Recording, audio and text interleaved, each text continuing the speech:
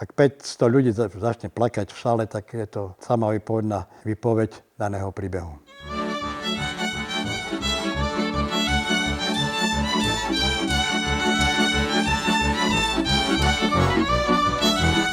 Ten potlesk, tak to je veľká akoby vďaka, takže je to veľmi pekné.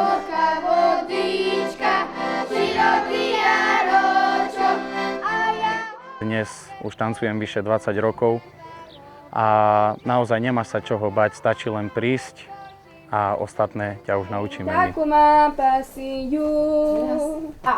Hej, pacurka na šiju, persinok na palie. Ako jediný súbor sa venujeme téme kresťanstvo a robíme aj napríklad program Fatimu, ktorý sa o chvíľku blíži, krížovú cestu a je ich vera.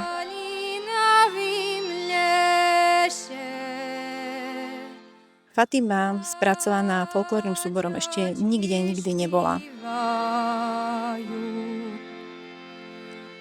Tá láska k folklóru ma nikdy neodradila ani po tých náročných skúškach ďalej pokračovať.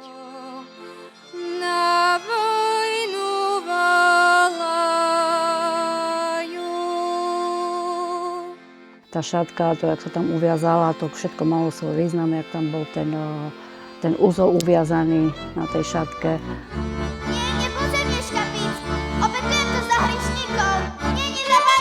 Tá myšlienka tej Fatimy je v tom zjavení a v tých malých deckách, ktorým nikto neverú. Hej. Žiaľ, je to aj v našej terajšej dobe, niekedy tým malým deťom neveríme, oni majú svoje späť, ale väčšinou povedia aj oni pravdu.